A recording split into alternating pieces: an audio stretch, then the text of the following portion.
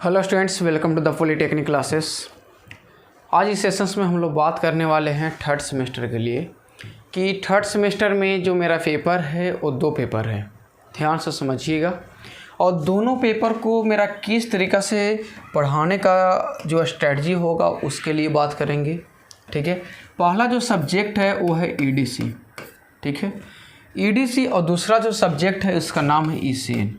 I hope ये पूरा चीज़ें आपको पता होगा क्योंकि इसका सारा एनालिसिस वगैरह आप लोग को दे दिए हैं। तो आज के वीडियो में सिर्फ हम बात करेंगे ईडीसी के बारे में। ठीक है, नेक्स्ट वीडियो जो होगा उस पर हम बात करेंगे ईसीएन के बारे में। ठीक है, तो जो स्टूडेंट अभी सेकेंड सेमेस्टर से एग्ज़ाम दे करके थर्ड सेमेस्टर में अपनी पढ़ाई के लिए आए हैं उन लोगों के लिए बता दें कि द पॉलीटेक्निक क्लासेस यूनिक है। द पॉलीटेक्निक क्लासेस यूनिक है। कैसे सर, ये यूनिक कैसे है? तो ये यूनिक होने का बहुत सारा वजह है। फर्स्ट वजह इसका ये है कि ये स्पेशल है। ठीक है, स्पेशल कहने का मतलब सर कि इलेक्ट्रॉनिक्स के लिए स्पेशल है।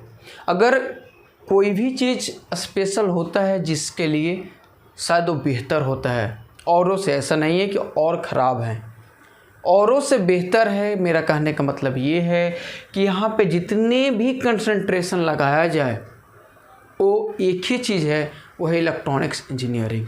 ठीक है, और किसी भी सेमेस्टर के लिए थर्ड सेमेस्टर जो होता है, ये थर्ड सेमेस्टर जो होता है ये बेसिक होता है। अगर यहाँ पे आप बेहतर कर गए, अगर यहाँ पे हर एक चीज़ें आपको क्लियर हो गई, ठीक है, यहाँ पे अगर क्लियर हो गया तो आई होप आने वाला जो सेमेस्टर्स होगा आपका वो काफ़ी बेहतरीन होगा। कैसे सर? तो आगे आप 4th सेमेस्टर में पढ़ेंगे, 5th सेमेस्टर में पढ़ेंगे, 6th सेमेस्टर में पढ़ेंगे, तो हर एक वो सेमेस्टर में इसका यूटिलाइज देखने को मिलेगा। दूसरा कि जिस सब्जेक्ट को आप पढ़ने जा रहे हैं थर्ड सेमेस्टर में, वो 5 का 5 सब्जेक्ट आपको हम बता रहे हैं। 5 का 5 सब्जेक्ट अपने आप में इतने बड़े हैं कि अगर आप कंपटीशंस के लिए जाएंगे तो भर भर के क्वेश्चंस इससे पूछे जाते हैं। मतलब कोई ऐसा एग्ज़ाम नहीं है जहाँ पे इसे क्वेश्चंस नहीं हो। ठीक है, ना आता हो ऐसा हो ही नहीं सकता है। ठीक है, ये सब का सब इम्पोर्टेंट है।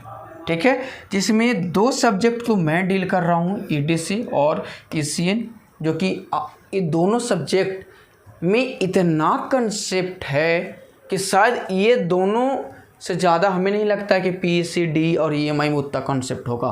जितना ज़्यादा यहाँ पे पढ़ना है उतना हमें नहीं लगता है कि और भी सब्जेक्ट में पढ़ने हैं। ठीक है, लेकिन ये 5 का 5 पेपर, ये 5 का 5 समझिए ना, इम्पोर्टेंट है। ये लाइफ चेंजिंग 5 सब्जेक्ट है आपका, जिसमें ईसीएन का अलग रुतबा रहेगा। यहाँ पे 70 to 80% न्यूमेरिकल पूछे जाएंगे, तो इसका प्रैक्टिस काफ़ी ज़्यादा आपको करना होगा। ठीक है, लेकिन फ़िलहाल आज के बाद हमारा ईडीसी को होगा। ईडीसी इस सब्जेक्ट में हम देखेंगे कि किस तरीक़ा से फाउंडेशंस हम लोग बनाएंगे, किस तरीक़ा से यहाँ पे एक नए, मतलब एक तरीक़ा से आप लोग बात करें तो आप लोग नए हैं, नहीं जानते हैं कुछ भी। ईडीसी के बारे में थोड़ा बहुत जानते होंगे क्योंकि फिजिक्स का भी पार्ट है, जो 12th में पढ़े होंगे उनको थोड़ा बहुत ज्ञान होगा। अगर नहीं भी पढ़े होंगे, नहीं भी कोई किसी तरह से कोई नॉलेज होगा, तो FEEE में आप लोग थोड़ा बहुत पढ़ करके आए हैं। खैर उससे तो काम चलने वाला नहीं है। ठीक है, तो आज ये 5 सब्जेक्ट आप लोग करके जाएंगे। जो स्टूडेंट अभी तक कोर्स परचेस नहीं किए हैं, कोर्स को परचेस कर लेंगे और आज से ही पढ़ना स्टार्ट करेंगे, नोट्स बनाना स्टार्ट करेंगे। डे 1 से प्रिपरेशन आप स्टार्ट करेंगे ताकि लास्ट डे तक आपका प्रिपरेशन इतना ज़बरदस्त हो जाए कि कोई भी क्वेश्चंस अगर आता हो आपके एग्ज़ाम में वो आप काफ़ी मतलब आसानी से बना सके, काफ़ी आसान भाषा में लिख सके। ठीक है, तो आइए हम लोग स्टार्ट करते हैं ईडीसी का। ठीक है, ईडीसी का सिलेबस का इंट्रोडक्शन आप सभी स्टूडेंट को मिल चुका होगा, जिसमें आपको जो हम पढ़ाए हैं 5 यूनिट पढ़ाए हैं। यूनिट 1, यूनिट 2, यूनिट 3, यूनिट 4 और यूनिट 5।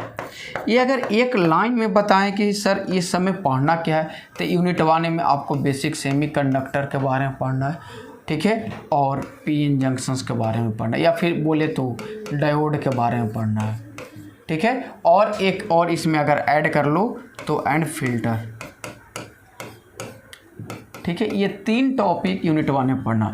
यूनिट 2 में आपको ट्रांजिस्टर पढ़ना है, यानी यूनिट 2 और यूनिट 3 ट्रांजिस्टर पढ़ना है, जिसमें आपको बीजेटी के बारे में आपको यूनिट 2 में पढ़ना है और फेट के बारे में आपका यूनिट 3 में पढ़ना है, ठीक है। इसमें बेसिक आपको जो हाई पावर स्विचेज होते हैं, पावर इलेक्ट्रॉनिक्स डिवाइसेस होते हैं, वो सब चीज़ें यहाँ पे देखने को मिलेगा। जैसे कि यहाँ पे मेनली 3 टॉपिक पढ़ना है, ACR, डायक और तीसरा पढ़ना है ट्रैक, ठीक है। एक फेट के साथ लास्ट में एक टॉपिक दिया है UJT, ठीक है। और यूनिट 5 में बेसिक जो आपको हम पढ़ाएंगे वो एम्पलीफायर का पढ़ाएंगे, ठीक है। आपका फीडबैक एम्पलीफायर पढ़ाएंगे, ठीक है, फीडबैक एम्पलीफायर, और लास्ट आपको जो पढ़ाएंगे वो हम ऑसिलेटर पढ़ाएंगे, ठीक है। तो मोटा मोटी अगर बात करें तो यही आपका 5 यूनिट है। हर एक वो स्टूडेंट को ये सब क्लियर होना चाहिए।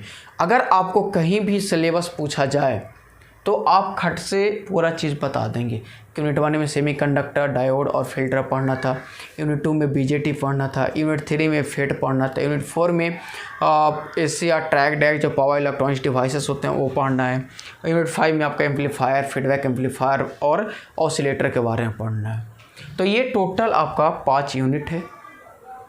इसके लिए बुक के लिए भी आप लोग को हम बता ही दिए थे, ठीक है। बुक के लिए भी आप लोग को बता दिए थे कि सर बुक कौन लेंगे, तो सबसे बेसिक बुक VK मेहता, ठीक है। इस बुक का नाम क्या है, principle of electronics, principle of electronics. I hope ये बुक सारे के पास होना चाहिए, इसलिए नहीं कि आप EDC पढ़ रहे हैं, ये बुक इसलिए आपके पास होना चाहिए कि आपका ब्रांच इलेक्ट्रॉनिक्स इंजीनियरिंग है, और इलेक्ट्रॉनिक्स इंजीनियरिंग के लिए ये बुक काफ़ी महत्वपूर्ण होता है, ठीक है। तो अब आइए हम लोग स्टार्ट करते हैं कि सर आप कैसे पढ़ाने वाले हैं इस सब्जेक्ट को।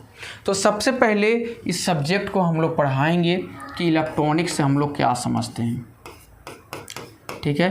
इलेक्ट्रॉनिक्स से हम लोग क्या समझते हैं ये सबसे पहले पढ़ाएंगे, ठीक है। तो इलेक्ट्रॉनिक्स से हम लोग क्या समझते हैं, इसके पीछे का एक ही रहस्य है जो हम लोग सिंपल वे में बोल सकते हैं कि करेंट का कंडक्शन जो होना चाहिए, करेंट का कंडक्शन किससे होना चाहिए बाबू, सेमीकंडक्टर से, ठीक है। सेमीकंडक्टर से ये बेसिक याद रखेंगे, ज़्यादा याद रखने की ज़रूरत नहीं है। करेंट अगर सेमीकंडक्टर से फ्लो होता हो तो उसको हम लोग बोलेंगे वो इलेक्ट्रॉनिक्स के अंतर्गत में आएगा। अब यहाँ पे बहुत सारा टर्मोलॉजी आता है कि इलेक्ट्रॉनिक्स वर्ड जो ड्राइव होकर के आया है वो इलेक्ट्रॉन से आया है, ठीक है। यानी यहाँ पे इलेक्ट्रॉन का बिहेवियर काफ़ी बेहतरीन, मतलब बोले तो काफ़ी डेप्थ में जाकर के हमें समझना होगा कि एक इलेक्ट्रॉन किस तरीक़े से उसका बिहेवियर होता है, एक इलेक्ट्रॉन से कैसे करंट फ्लो होते हैं, उस चीज़ को हम लोग को बारीकी से समझना होगा। तो ये इलेक्ट्रॉनिक्स जो है ये एक वर्ड है, इलेक्ट्रॉन उससे ड्राइव होकर के आया है, ठीक है। और वो इलेक्ट्रॉन जो होता है, ठीक है, ये इलेक्ट्रॉन जो है अब काफ़ी इम्पोर्टेंट है, क्योंकि फ्लो ऑफ इलेक्ट्रॉन को हम लोग बोलते हैं करंट। ये इलेक्ट्रॉन इतना इम्पोर्टेंट है कि करंट फ्लो होने के लिए हम लोग बोलते हैं कि फ्लो ऑफ इलेक्ट्रॉन। अब बताओ कि एक इलेक्ट्रॉन से हम लोग कह रहे हैं कि इलेक्ट्रॉनिक्स ड्राइव होकर के आया है, कैसे, यानी इलेक्ट्रॉन का बिहेवियर अगर हम लोग पढ़ेंगे तो ही हम लोग को पता चलेगा कि कैसे इस सेमीकंडक्टर में इलेक्ट्रॉन का बिहेवियर होता है। ये इलेक्ट्रॉन सर होता क्या, एक पार्टिकल है, ठीक है। इसके बारे में हम बात करेंगे। बहुत सारे साइंटिस्ट इस पे आए, रदरफोर्ड, बोहर्स एटॉमिक जो मॉडल आया वो आया, तो बहुत सारे इस पे एक्सपेरिमेंट करके गए, लेकिन फाइनली जो इस पे जो एक्सपेरिमेंट किए वो बोहर्स किए, ठीक है।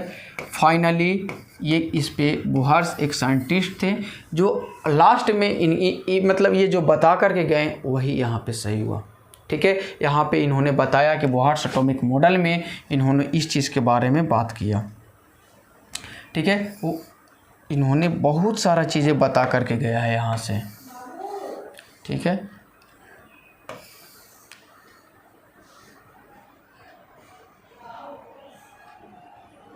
ठीक है, बहुत सारी चीज़ें बता करके, ठीक है। ये सब ऑर्बिट है, मान लीजिए कि फर्स्ट ऑर्बिट, सेकेंड ऑर्बिट है। यहाँ पे ये न्यूक्लियस होता है, ये न्यूक्लियस होता है, ठीक है। इलेक्ट्रॉन जो होता है ये इस ऑर्बिट पे यहाँ पे होता है, ठीक है। यहाँ पे प्रोटॉन प्लस न्यूट्रॉन होते हैं, ठीक है। इलेक्ट्रॉन के पास होता है नेगेटिव चार्ज और जबकि प्रोटॉन के पास होता है पॉजिटिव चार्ज, ठीक है। और ये न्यूट्रॉन क्या होता है, न्यूट्रल होता है, ठीक है। अब क्या होता है कि इन्होंने बहुत सारी इस पे टर्मिनोलॉजी पे बात किया कि ये इलेक्ट्रॉन इस ऑर्बिट में घूमता है। कैसे इस ऑर्बिट में घूमता है, तो इस इलेक्ट्रॉन के पास एक एनर्जी होता है, ठीक है। वो एनर्जी जितना इसके पास नेगेटिव एनर्जी होता है उतना ही एनर्जी इसके पास पॉजिटिव का होता है, ठीक है। हम लोग एडिशनल एनर्जी प्रोवाइड करते हैं तो इस इलेक्ट्रॉन का एनर्जी बढ़ता है, डेट मीन्स कहे तो इस ऑर्बिट का एनर्जी बढ़ता है। अगर ऑर्बिट का एनर्जी फिक्स है और इलेक्ट्रॉन का एनर्जी इंक्रीज कर रहा है, यानी कोई एडिशनल एनर्जी हम इसमें प्रोवाइड करें, तो ये जो इलेक्ट्रॉन है इस ऑर्बिट को छोड़ करके ये बाहर की ओर भागना चाहेगा। यानी ये जो ड्राइव होता है एनर्जी लेवल, आप लोग को बहुत सारे पढ़ाएंगे एनर्जी लेवल। एनर्जी लेवल में आपको पता चलेगा कि एक ऑर्बिट में कितने एनर्जी होते हैं, सेकेंड ऑर्बिट में, थर्ड ऑर्बिट में, फोर्थ ऑर्बिट में, ये चलते चलते बहुत आगे जाता है। यहीं पे इलेक्ट्रॉन का बिहेवियर हम लोगों को पढ़ना होता है, ठीक है। तो ये इलेक्ट्रॉन बाहर की ओर जाता है, तो यहाँ पे पढ़ना होता है बॉन्डिंग, कि इलेक्ट्रॉन का जो बॉन्डिंग होता है वो मजबूत कब होता है, न्यूक्लियस से नियरेस्ट होता है तब, कि न्यूक्लियस से दूर होता है तब। एनर्जी एक इलेक्ट्रॉन के पास ज़्यादा कब होता है, वो इलेक्ट्रॉन जो है न्यूक्लियस से नज़दीक होता है तब, या फिर न्यूक्लियस से दूर होता है तब। ऐसा MCQ पूछा जाता है, ठीक है। तो ये चीज़ें जो है बहुत बारीकी ढंग से आप लोग को समझना होगा कि ये सब सारा चीज़, ठीक है। बहुत सारा पूछता है MCQ में, क्या पूछता है कि अगर कोई इलेक्ट्रॉन न्यूक्लियस से दूर जा रहा है तो इसका बॉन्डिंग पे क्या इफेक्ट पड़ेगा, इसके एनर्जी पे क्या इफेक्ट पड़ेगा। इस तरह का क्वेश्चंस भी आप लोग को पूछा जा सकता है। तो ये बोहर्स एटॉमिक मॉडल जो है, यहाँ से आप लोग को हम क्लास स्टार्ट करेंगे, ठीक है। यहाँ पे एक एक चीज़ बताएं कि ऑर्बिट क्या होता है, एनर्जी लेवल के कैसा होता है, एनर्जी लेवल का वैल्यू कितना होता है, फर्स्ट ऑर्बिट का, सेकंड ऑर्बिट का, थर्ड ऑर्बिट का, फोर्थ ऑर्बिट का, ये सारे चीज़ें आप लोग को बताया जाएगा, ठीक है। तो आप निश्चिंत होकर के आप पढ़ेंगे, ठीक है। जब ये सारा बताएंगे तो फिर मटेरियल आपका स्टार्ट करेंगे, ठीक है। वहाँ पे बेसिकली 3 चीज़ की हम बात करेंगे। फर्स्ट वन इज कॉल्ड, आपको बात करेंगे हम लोग कंडक्टर का, कि कंडक्टर, ठीक है। उसके बाद हम सेकेंड में बात करेंगे इंसुलेटर का, ठीक है। अब सर बात ये है कि अभी आप इलेक्ट्रॉनिक्स का डिफिनेशंस आपने दिया कि बिहेवियर ऑफ इलेक्ट्रॉन, या फिर study the behaviour of electron, या फिर flow of current due to electron, flow of current due to semiconductor, ठीक है, या flow of electron through semiconductor, यानी सेमीकंडक्टर के थ्रू अगर करंट फ्लो होता है, या फ्लो ऑफ इलेक्ट्रॉन अगर सेमीकंडक्टर के थ्रू होता है। बहुत सारे डिफिनेशंस दे सकते हैं हम लोग, ठीक है। वो सारे डिफिनेशंस यहाँ पे तो मैच ही नहीं कर रहा है सर, क्यों? क्योंकि ये तो सेमीकंडक्टर नहीं है, नहीं ये सेमीकंडक्टर है, और हर एक चीज़ में यहाँ पे सेमीकंडक्टर लाया जा रहा है, ठीक है। तो ये जो हम क्लासीफाई करेंगे आपको कि सर इसको यूज क्यों नहीं कर पाते हैं हम लोग से इलेक्ट्रॉनिक्स डिवाइसेस में, या इसका यूज क्यों नहीं कर पाते हैं, तो इसके लिए आप लोग को पढ़ाया जाए एनर्जी बैंड डायग्राम। क्या पढ़ाया जाएगा? एनर्जी बैंड डायग्राम, ठीक है। एनर्जी बैंड डायग्राम पढ़ाया जाएगा। एनर्जी बैंड डायग्राम में आपको बताया जाएगा कि क्यों नहीं यूज करते हैं। वहाँ पे आपको ये पता चलेगा कि कंडक्टर में फ्री ऑफ इलेक्ट्रॉन की संख्या जो होता है काफ़ी ज़्यादा होता है। और दूसरा, इसमें 2 तरह का बैंड आपको पढ़ाया जाएगा। एक कंडक्शन बैंड आप लोग को पढ़ाया जाएगा, यहीं से आप लोग को सारा कॉन्सेप्ट निकलेगा, कंडक्शन बैंड, और दूसरा वैलेंस बैंड पढ़ाया जाएगा। ये 2 तरह का बैंड आप लोग को बताया जाएगा, ठीक है। अब यहाँ पे क्या होता है कि इंसुलेटर और इंसुलेटर और कंडक्टर का जो हम लोग बैंड डायग्राम बनाएंगे, तो कंडक्टर का क्या होता है, कंडक्शन बैंड और वैलेंस बैंड ओवरलैप कर जाता है। कहने का मतलब ये है कि ये मान लो कि कंडक्शन बैंड है CB, ठीक है, तो और ये जो वैलेंस बैंड होता है ये ओवरलैप रहता है ऐसे, ये होता है आपको VB वैलेंस बैंड, यानी जो इलेक्ट्रॉन यहाँ है वो इलेक्ट्रॉन यहाँ भी है, ठीक है, जो इलेक्ट्रॉन यहाँ है वही इलेक्ट्रॉन यहाँ है। तो यहाँ पे जो ये कंडक्शन बैंड और वैलेंस बैंड के बीच में जो गैप होता है वो होता है 0 इलेक्ट्रॉन वोल्ट।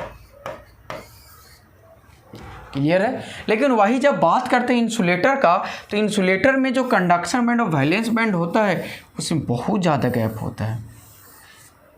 ये होता है वैलेंस बैंड और ये होता है कंडक्शन बैंड, ठीक है। और ये दोनों का बीच का जो गैप होता है स्टैंडर्ड बुक के अनुसार अगर हम लोग बात करें तो ग्रेटर दैन 3 इलेक्ट्रॉन वोल्ट, या फिर हम लोग 4 इलेक्ट्रॉन वोल्ट बोल सकते हैं, 5 इलेक्ट्रॉन वोल्ट, 6 इलेक्ट्रॉन वोल्ट, 7 से उतना जरूरी नहीं है। कहीं कहीं VK मेहता जो बुक पढ़ेगा वो 15 इलेक्ट्रॉन वोल्ट भी लिखा है, तो अपने अपनी बुकें जो अलग अलग लिखते हैं, लेकिन काफ़ी स्टैंडर्ड बुक अगर आप पढ़ने जाएंगे, जैसे कि न्यूमन का दिए थे आप लोग को बुक, तो वहाँ पे ग्रेटर दैन 3 इलेक्ट्रॉन वोल्ट अगर आप जानते हैं तो 3 इलेक्ट्रॉन वोल्ट से अगर ज़्यादा होता है तो ये जो प्रॉपर्टी जो उस मटेरियल का आता है वो कहीं ना कहीं इंसुलेटर का प्रॉपर्टी से मैच करने लगता है।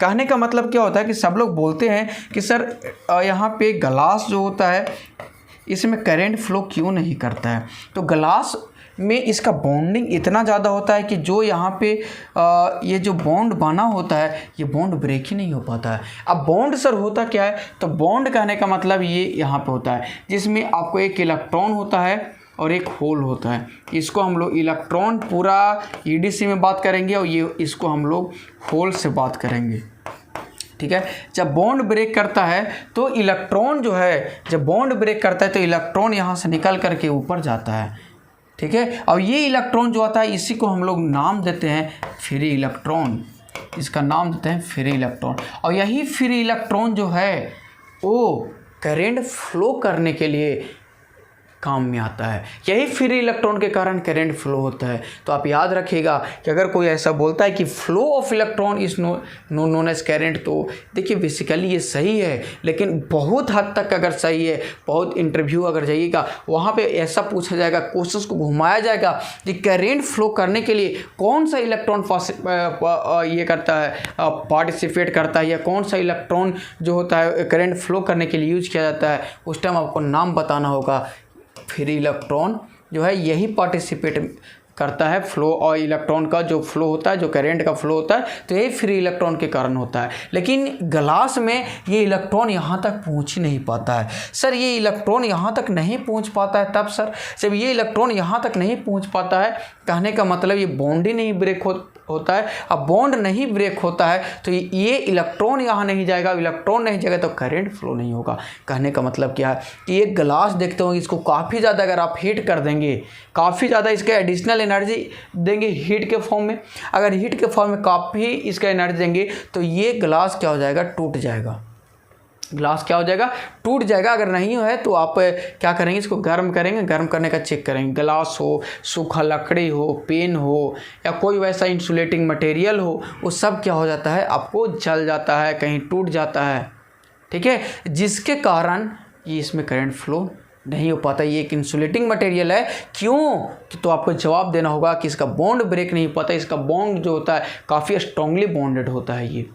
तो इस तरीका का कंसेप्ट आपको कहाँ पे मिलेगा, एनर्जी बैंड डायग्राम में मिलेगा, ठीक है। तो इसीलिए हम ना इसका यूज कर पाते हैं क्या, क्योंकि इसका मतलब अपने चाहने के अनुसार, जैसे होता है ना कि अपने चॉइस के अनुसार इसको हम बदलना चाहें, या अपने चॉइस के अनुसार इसको बदलना चाहें, तो ये दोनों में से ना वो अपने चॉइस के अनुसार बदल सकते हैं, ना ये अपने चॉइस के अनुसार बदल सकते हैं, ना रिक्वायरमेंट के हिसाब से ये बदल सकते हैं, ना रिक्वायरमेंट के हिसाब से ये बदल सकते हैं। यानी इसमें फ्री इलेक्ट्रॉन होगा ही होगा। अगर हम चाहेंगे कि करंट कम फ्लो हो तो हम नहीं इसमें कर सकते हैं।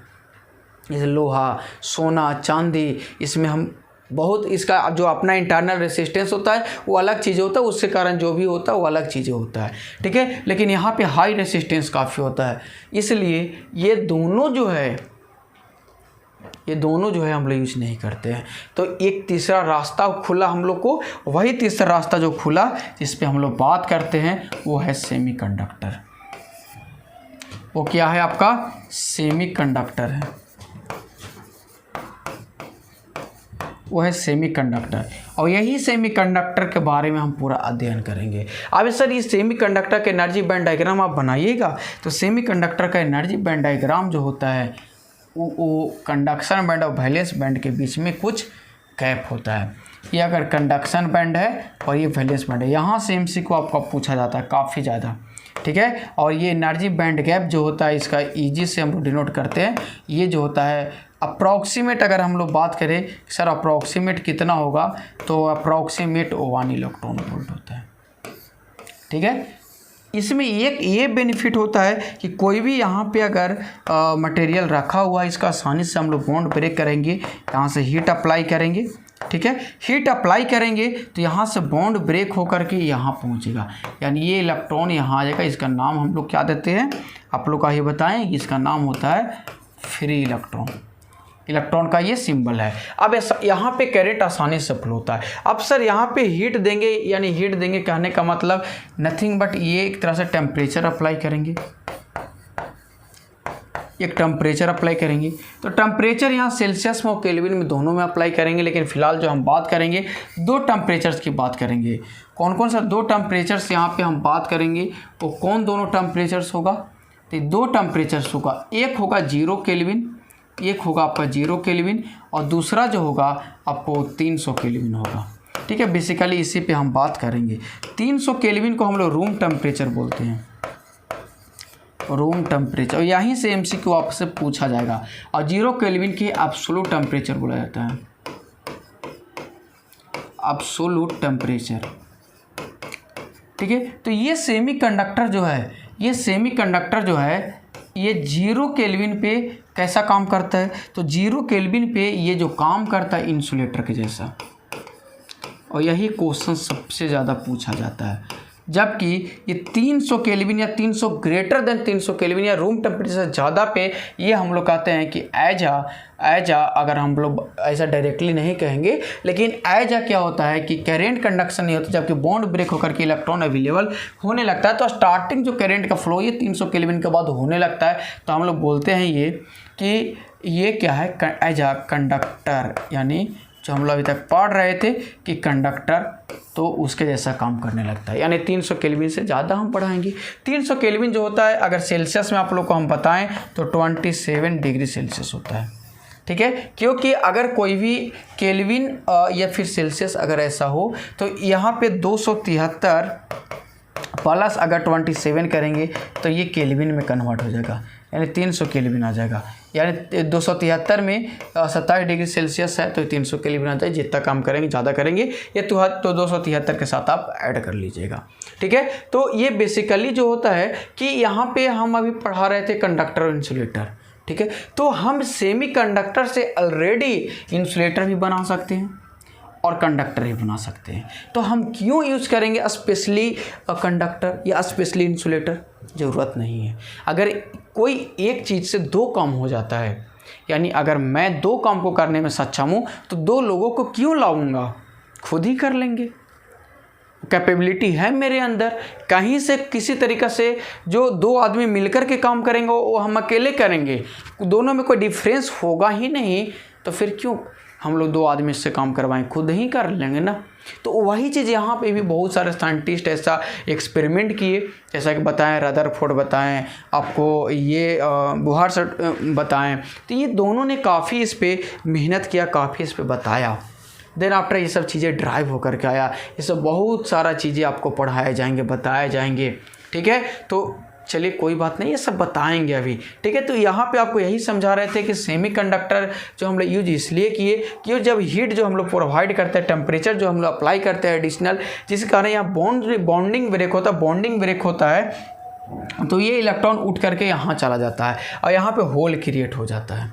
ठीक है। तो ये इलेक्ट्रॉन और होल का कॉम्बिनेशंस आगे बताया जाएगा, लेकिन फिलहाल इतना ही कॉन्सेप्ट आपको सेमीकंडक्टर में दे रहे हैं। आगे जब क्लास स्टार्ट होगा तो पूरा कॉन्सेप्ट आपको दिया जाएगा, ठीक है। तो एक सेमीकंडक्टर को हम लोग कंडक्टर कब बनाएंगे, क्वेश्चन पूछेगा। तो 300 केल्विन या रूम टेम्परेचर से ज़्यादा देंगे तो, या फिर हम लोग ये जो 0 केल्विन अब कोई टेम्परेचर नहीं अप्लाई करेंगे तो यही सेमीकंडक्टर कैसा बिहेव करेगा, इंसुलेटर के जैसा बिहेव करेगा। इसका कंडक्टिविटी, रेसिस्टिविटी सारा जो काम करेगा इसी पे काम करेगा। अब सर इसको पहचानेंगे हम लोग कैसे, तो यहाँ पे 3 आता है, एक आता है इंसुलेटर, ठीक है, एक आता है कंडक्टर और एक आता है हमारा सेमीकंडक्टर। तो इसको पहचानने का जो नियम है वो वैलेंस इलेक्ट्रॉन से हम लोग पहचान सकते हैं कि वैलेंस इलेक्ट्रॉन अगर 5 हो, 6 हो, 7 हो तो हम कहेंगे कि इंसुलेटर है। अगर वैलेंस इलेक्ट्रॉन 1 हो, 2 हो, 3 हो तो हम लोग बोलेंगे कंडक्टर है, ठीक है। और सेमी कंडक्टर किसको बोलेंगे, 4 वाला क्या 8 वालों को इनर्ट गैसेस बोला जाता है। तो आप लोग ये केमिस्ट्री में भी पढ़ करके आए होंगे, 10th में पीरियोडिक टेबल पढ़ेंगे वहाँ पे भी देखे होंगे। इसमें बेसिकली जो हम लोग सेमी का, क्योंकि इन दोनों की तो हम बात बहुत रेयर केस में करने वाले हैं, ठीक है। तो अब जो हम लोग बात करेंगे बेसिकली सेमी कंडक्टर में कुछ ऐड करेंगे, कुछ ये करेंगे, उसके अनुसार से हम लोग बात करेंगे आगे, ठीक है ना। तो यहाँ पे क्या होता है कि सेमीकंडक्टर जो है, सेमीकंडक्टर 4 वाले को बोलते हैं, ठीक है, जिसका वैलेंस 4 है। जैसे कि इसमें 2 सबसे फेमस नाम होता है, एक होता है जर्मेनियम और दूसरा होता है सिलिकॉन, ठीक है। ये दोनों को आप लोग निकालिएगा तो वैलेंस इलेक्ट्रॉन जो आएगा 4 आएगा, ठीक है। तो यहाँ पे सिलिकॉन का होता है 14, अगर तुम लोग करोगे तो 14 का अगर यहाँ पे कॉन्फ़िगरेशन का इलेक्ट्रॉनिक कॉन्फ़िगरेशन तो 2, 8 और 4 आएगा। यही वैलेंस इलेक्ट्रॉन क्या होता है, ये होता है। अगर इसको हम लोग बनाएं कि सर इसको बनाते कैसे हैं, तो आप लोग इस तरीक़ा से बनाए होंगे केमिस्ट्री में काफ़ी ज़्यादा, ठीक है। यहाँ पे आपको 2 होगा, यहाँ पे 8 होगा और यहाँ पे आपका 4 होगा। यानी वैलेंस इलेक्ट्रॉन जो होता है अंतिम ऑर्बिट में यानी लास्ट ऑर्बिट में आपको पता चलता है। तो लास्ट ऑर्बिट में जो इलेक्ट्रॉन अवेलेबल होता है उसी को हम लोग क्या बोलते हैं, वैलेंस इलेक्ट्रॉन। यही चीज़ बोहार्स ने बताया था,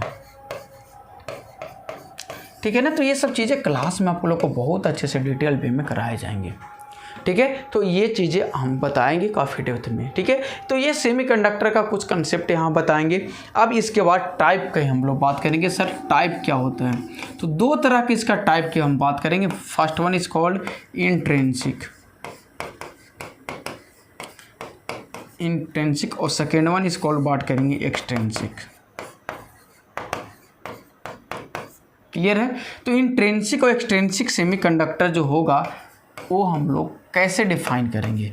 तो आपको प्योर फॉर्म में जो मटेरियल मिलेगा, यानी प्योर फॉर्म में जो सेमीकंडक्टर मिलेगा, जैसे कि जर्मेनियम, सिलिकॉन, ये प्योर फॉर्म में अगर मिलता है यानी प्योर फॉर्म ऑफ सेमीकंडक्टर, हम लोग इसको डिफिनेशन दे सकते हैं pure form of semiconductor. Semiconductor का प्योर फॉर्म या प्योरेस्ट फॉर्म जो होता है वो आपको इंट्रिंसिक सेमीकंडक्टर कहलाता है। और इंट्रिंसिक सेमीकंडक्टर 0 केल्विन पे आ जाए इंसुलेटर के जैसा काम करता है, ठीक है। यहाँ पे जब इंट्रिंसिक सेमीकंडक्टर करेंगे तो ऑलवेज इलेक्ट्रॉन की संख्या जो होगा वो होल की संख्या के बराबर होगा। बोले ऐसे कि number of electron is equal to number of hole, always होगा ये, ठीक है। लेकिन जबकि हम यहाँ पे एक्सट्रिंसिक सेमीकंडक्टर की बात करेंगे तो यहाँ पे डोपिंग होता है, एक टर्म आएगा यहाँ पे डोपिंग। डोपिंग का मतलब क्या होता है कि यहाँ पे क्या करने वाले हैं सर वैसा डोपिंग में। तो डोपिंग में हम लोग करेंगे इंट्रिंसिक सेमीकंडक्टर प्लस यहाँ पे इम्प्योरिटीज़ करेंगे। डोपिंग का मतलब क्या होता है कि इंट्रिंसिक सेमीकंडक्टर में कुछ इम्प्योरिटीज़ को मिलाना, ठीक है। तो प्योर फॉर्म ऑफ सेमीकंडक्टर को कुछ इम्प्योरिटीज़ को मिलाएंगे। अब इम्प्योरिटीज़ क्या हो सकता है, तो यहाँ पे 2 तरीका का इम्प्योरिटीज़ होगा, तो इसलिए एक्सट्रिंसिक सेमीकंडक्टर 2 तरह से डिवाइड किया जाता है। इम्प्योरिटीज़ के में हम लोग बात करेंगे कि एक होता है सर यहाँ पे एक जो यूज़ करेंगे वो ट्राईवैलेंट यूज़ करेंगे और एक यूज़ करेंगे पेंटावैलेंट। अब सर ट्राईवैलेंट और पेंटावैलेंट क्या होता है,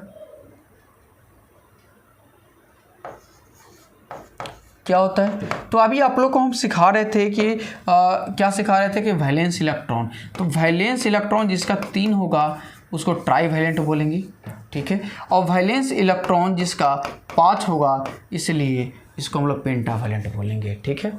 लेकिन ध्यान देना ऐसे कि ट्राईवैलेंट को पी टाइप बोला जाता है। ये बहुत ज़्यादा इंटरव्यू में क्वेश्चन पूछा जाता है। ये ट्राईवैलेंट को क्या बोला जाता है, पी टाइप बोला जाता है, जबकि पेंटावैलेंट को एन टाइप बोला जाता है। लेकिन कुछ स्टूडेंट क्या करते हैं कि पी फॉर पेंटा याद कर लेते हैं, उनको ध्यान में रखता है कि सर पी टाइप पूछा जा रहा है तो पेंटा बोलते हैं। देखो दिक्कत यहीं पे है और यहीं पे हम आप लोग को बताएंगे। बहुत लोग ऐसा सोच लेते हैं कि पी टाइप है पेंटावैलेंट को बोलेंगे, क्वेश्चन पूछा जाएगा। ऐसे नहीं कि ट्राईवैलेंट में किसको यूज करते हैं, क्वेश्चन पूछा जाएगा कि पेंटावैलेंट को हम लोग और किस नाम से जानते हैं। सॉरी, ऐसा पूछा जाएगा पी टाइप को, या P type is also known as, option 1 में होगा पेंटावैलेंट, ऑप्शन 2 में होगा ट्राईवैलेंट। बहुत लोग देखेंगे कि पी टाइप पूछ रहे ना पेंटावैलेंट लगा करके आ जाते हैं, लेकिन ये गलत आंसर है। पी टाइप जो होता है वो ट्राईवैलेंट के लिए होता है, ठीक है। तो यहाँ पे आपको बताएंगे, यहाँ पे मेजॉरिटी कैरियर माइनॉरिटी कैरियर की बात करेंगे कि मेजॉरिटी कैरियर और माइनॉरिटी कैरियर क्या होता है। अब कैरियर की बात आए तो 2 तरह के कैरियर यहाँ पे हम पढ़ाएंगे। यहाँ पे चार्ज कैरियर जो पढ़ाएंगे आपको 2 तरीका का, चार्ज कैरियर जो आप लोगों को हम पढ़ाएंगे वो 2 तरीका से पढ़ाएंगे, ठीक है। चार्ज के लिए पहला पढ़ाएंगे कि इलेक्ट्रॉन क्या होता है और दूसरा पढ़ाएंगे कि होल क्या होता है, ठीक है। तो यही दोनों चार्ज कैरियर यहाँ पे बताएंगे कि पी टाइप में या पी टाइप सेमीकंडक्टर में, यानी ये इसको पी टाइप सेमीकंडक्टर बोला जाता है, इसको एन टाइप सेमीकंडक्टर बोला जाता है। तो पी टाइप सेमीकंडक्टर में हम जो यूज करते हैं तो उसमें मेजॉरिटी कैरियर क्या होता है, इलेक्ट्रॉन या होल। क्वेश्चन ये आएगा कि एन टाइप सेमीकंडक्टर में मेजॉरिटी कैरियर क्या होता है, इलेक्ट्रॉन या होल। तो आपको बता दे कि पी टाइप सेमीकंडक्टर आप पढ़ते हैं तो पी टाइप में आपका मेजॉरिटी जो होता है, ये ए में जे से लिख दे रहे हैं तो समझिएगा, मेजॉरिटी जो होता है वो होल का होता है और माइनॉरिटी जो होता है वो इलेक्ट्रॉन का होता है। उसी तरीक़ा से एन टाइप की हम लोग बात करेंगे तो एन टाइप में मेजॉरिटी जो होता है वो आपको इलेक्ट्रॉन का होता है और माइनॉरिटी जो होता है वो होल का होता है, ठीक है। तो ये बेसिक सा कॉन्सेप्ट है, ये सब सारी चीज़ आपको बताते हुए आगे की ओर हम मूव करेंगे, ठीक है। तो आगे की ओर हम लोग जाएंगे, ठीक है। तो ये पूरा सेमीकंडक्टर बताएंगे, इसके बाद एप्लीकेशंस वगैरह बताएंगे, ठीक है। तो ये मेरा पढ़ाने का स्ट्रेटजी कुछ होगा, ठीक है। ये सब बताने के बाद पी टाइप एन टाइप बता देंगे तो पी और एन को हम लोग क्या करेंगे, एक साथ ज्वाइनिंग करवाएंगे, मिलाएंगे। अब पी और एन को मिलाएंगे तो इसी को हम लोग बोलते हैं पी एन जंक्शन, ये पी एन जंक्शन बताएंगे, ठीक है। और पी एन जंक्शन आप लोग पढ़ लेंगे तो यहाँ से हम डायोड बताएंगे। क्या बताएंगे, डायोड बताएंगे कि ये पी एन जंक्शंस में डायोड कैसे बनता है। डायोड मतलब 2 टर्मिनल का डिवाइसेस, इसमें 2 टर्मिनल जो आएगा आपको आएगा ये जो आएगा आपको किसके लिए, इसको बोलेंगे हम पी से जो कनेक्टेड होगा उसको एनोड बोलेंगे और एन से जो कनेक्टेड होगा इसको हम लोग कैथोड बोलेंगे, ठीक है। और कैथोड जनरली माइनस से कनेक्टेड होगा और एनोड पॉजिटिव से। जब ऐसा कनेक्टेड करेंगे तो हम इसको बोलेंगे तो यानी पॉजिटिव हो जाएगा और ये नेगेटिव हो जाएगा, तो ये बाइसिंग कहलाएगा, यानी ये प्लस हो जाएगा, माइनस हो जाएगा, ये भी हो जाएगा। तो यहाँ पे ये जब बैटरी कनेक्शन करेंगे तो ये बाइसिंग आपको 2 तरह का पढ़ाएंगे पी एन जंक्शन में। कितने तरीका का पढ़ाएंगे, वो बाइसिंग 2 तरीका से, एक होता फॉरवर्ड बाइसिंग और दूसरा हम जो पढ़ाएंगे वो पढ़ाएंगे रिवर्स बाइसिंग। फॉरवर्ड बाइसिंग में जो एनोड होगा वो पॉजिटिव से कनेक्ट होगा और जो कैथोड होगा वो आपको नेगेटिव से कनेक्टेड होगा, ठीक है। जबकि रिवर्स बाइसिंग में एनोड जो होगा वो नेगेटिव से कनेक्टेड होगा और कैथोड जो है आपको पॉजिटिव से कनेक्टेड होगा। तो इस तरीका का करेंगे तो ये बन जाएगा। तो उसके बाद डायोड पढ़ाएंगे और डायोड में एक डायोड आपको पढ़ना है जो बहुत अच्छे से पढ़ना है, वो जेनर डायोड, ठीक है। जेनर डायोड जो यूज करते हैं हम रिवर्स बाइस में, इसका ये स्पेशल है कि जेनर डायोड का हम लोग यूज करते हैं रिवर्स बाइस में। क्यों यूज कर सकते हैं, तो कांस्टेंट वोल्टेज प्रोवाइड करने के लिए। कांस्टेंट वोल्टेज आपके घर में स्टेबलाइजर लगा होता है तो आप लोग देखते होंगे, ठीक है। तो इसीलिए इसको क्या बोलते हैं, जेनर डायोड का यूज करते हैं वोल्टेज रेगुलेटर के लिए। काफ़ी बार एमसीक्यू में पूछा गया है वोल्टेज रेगुलेटर, क्लियर है। ये पढ़ाएंगे और ये जब कर लेंगे तो हम लोग डायोड का एप्लीकेशंस पढ़ाएंगे। डायोड का क्या पढ़ाएंगे, एप्लीकेशंस। तो ये डायोड को हम लोग, अरे यार, ये डायोड का क्या पढ़ाएंगे, एप्लीकेशन। अब एप्लीकेशंस क्या क्या हो सकता है सर, तो डायोड का बहुत सारा एप्लीकेशंस है, जो कुछ आपको 3rd सेमेस्टर में, कुछ 4th सेमेस्टर में पढ़ना है। आपको जो पढ़ना है यहाँ पे सिर्फ रेक्टिफायर पढ़ना है, ठीक है। आगे भी आपको 4th सेमेस्टर में पढ़ना है रेक्टिफायर, इसलिए याद रखेंगे। रेक्टिफायर को हम लोग 2 पार्ट में डिवाइड करेंगे, ठीक है। एक पढ़ाएंगे आपको हाफ वेव रेक्टिफायर SWR, ठीक है। एक पढ़ाएंगे फुल वेव रेक्टिफायर, ठीक है। हाफ वेव रेक्टिफायर में 1 डायोड का यूज़ करेंगे, इसमें 1 डायोड का यूज़ करेंगे, ठीक है। जबकि फुल वेव रेक्टिफायर को 2 पार्ट में डिवाइड करके आपको हम पढ़ाएंगे। पहला जो इसमें करेंगे वो सेंटर टैप होगा, सेंटर टैप रेक्टिफायर, और दूसरा जो है वो ब्रिज टाइप रेक्टिफायर होगा, ठीक है। दूसरा कौन होगा बाबू, bridge type rectifier, bridge type. ये ब्रिज जो है आप मेजरमेंट में भी पढ़ने को मिलेगा, AC ब्रिज और DC ब्रिज, ठीक है। तो वहाँ भी कॉन्सेप्ट आप लोग ले सकते हैं, ठीक है। ये सेंटर टाइप रेक्टिफायर में हम लोग 2 डायोड का यूज़ करेंगे, ठीक है। जबकि ब्रिज टाइप रेक्टिफायर में हम लोग 4 डायोड का यूज़ करेंगे। कितना डायोड, 4 डायोड का यूज़ करेंगे, ठीक है। तो यहाँ ये पढ़ाने के बाद हम क्या करेंगे सर, ये पढ़ाने के बाद हमको कुछ रिजल्टेंट मिलेगा, कुछ आउटपुट मिलेगा, और ये जो कन्वर्ट करता है किसी भी AC सिग्नल को किस फॉर्म में बाबू, तो ये करता है DC में, ठीक है। AC से DC में करता है, ये एक प्रकार का क्या है, कन्वर्टर है। क्या है, कन्वर्टर, ठीक है। ये कन्वर्ट कैसे करता है, AC से DC में, ठीक है। ये DC में पूरी तरीक़ा से नहीं कर पाता है, यानी कहें तो एक रेक्टिफायर जो कन्वर्ट करता है वो पल्सेटिंग DC में, किस में बाबू, पल्सेटिंग DC में, पल्सेटिंग DC में। और पल्सेटिंग DC प्योर AC नहीं होता है, पल्सेटिंग DC को हम लोग बोलते हैं कि AC प्लस होता है DC, ठीक है। AC प्लस क्या होता है, ये DC होता है। अब AC प्लस DC को हमें नहीं चाहिए, हमें प्योर AC चाहिए, जिसके लिए जो हम यूज़ करेंगे वो फिल्टर का यूज़ करेंगे। किसके लिए यूज़ करेंगे, फिल्टर। यानी फिल्टर क्या करेगा, AC को छान लेगा और DC को पास कर देगा, तो इसके लिए हम लोग फिल्टर पढ़ेंगे। अब फिल्टर में डिफरेंट टाइप ऑफ फिल्टर पढ़ेंगे, जिसमें कुछ AC को प्योर फॉर्म में आगे भेजेगा, कोई कहीं कुछ रह जाएगा। इसके लिए बहुत सारा हम लोग पढ़ेंगे। हम लोग पढ़ेंगे इंडक्टिव फिल्टर, ठीक है। हम पढ़ेंगे कैपेसिटिव फिल्टर, कैपेसिटिव फिल्टर, ये सब चीज़ें हम लोग यहाँ पे पढ़ने वाले हैं, ठीक है। यहाँ पे LC फिल्टर पढ़ने वाले हैं, ठीक है। और CLC फिल्टर, इसको हम लोग पाइप फिल्टर के नाम से भी जानते हैं। तो दिस डेट हम लोग पढ़ेंगे, this is the all about unit 1। तो ये फिल्टर हम लोग पढ़ करके एक यूनिट हम लोग समाप्त करेंगे, ठीक है। एक यूनिट हम लोग समाप्त करेंगे। आज का जो मेरा क्लास था कि यूनिट 1 को हम लोग कैसे पढ़ेंगे, तो आपको यूनिट 1 स्टार्ट करना है। तो यूनिट 1 स्टार्ट करने का this steps of exactly we will follow, हम फॉलो करेंगे इस स्ट्रेटजी को, और आप लोग को ही फॉलो करना है। इसके बाद तुरंत से हम लोग क्या करेंगे, इसके बाद हम लोग तुरंत से PYQ को बनाएंगे। सबसे पहले क्या करेंगे, PYQ बनाएंगे, प्रीवियस ईयर क्वेश्चंस बनाएंगे। PYQ में दोनों चीज़ हम बनाएंगे, एक MCQ जो होता है वो बनाएंगे, और दूसरा में सब्जेक्टिव क्वेश्चंस क्या पूछा गया वो बताएंगे। तो मेरा पढ़ाने का जो तरीका होगा ये कि साथ में हम लोग करेंगे। PYQ कुछ स्टूडेंट अगर नहीं जानते हैं तो इसका मतलब होता है प्रीवियस ईयर क्वेश्चन, ठीक है। प्रीवियस ईयर क्वेश्चन में दोनों करेंगे। देन आफ्टर इसके बाद कुछ आपको अगर हम चाहे तो अलग से एडिशनल MCQ देने, फिर तीसरा में इसमें VVI क्वेश्चंस कुछ देंगे, ठीक है। और इस तरह से हम लोग करके एक यूनिट को समाप्त करेंगे। टेस्ट सीरीज आपको चौथा में आपको MCQ का टेस्ट सीरीज मिल जाएगा, टेस्ट सीरीज मिल जाएगा। अब टेस्ट सीरीज मिल जाएगा तो आप लोग यहाँ पे टेस्ट सीरीज लगाइएगा, कितना पढ़े हैं कितना करना है, ठीक है। तो ये स्ट्रेटजी हम पूरा फॉलो करने वाले हैं। आई होप आप भी फॉलो करेंगे। काफ़ी मज़ा आने वाला है इस सब्जेक्ट में, काफ़ी मज़ा आएगा भी। जहाँ तक हमें लगता है कि काफ़ी मज़ा आएगा आप लोग को पढ़ने में और मुझे पढ़ाने में भी, ठीक है। तो चलिए मिलते हैं हम लोग आगे का वीडियो में। तब तक के लिए आप लोग ध्यान रखें, ख्याल रखें। वीडियो अच्छा लग रहा है तो अपने दोस्तों को ज़रूर पहुंचाएं और अपने दोस्तों को ज़रूर बताएं द पॉलिटेक्निक क्लासेस के बारे में। तो ठीक है, थैंक यू एवरीवन।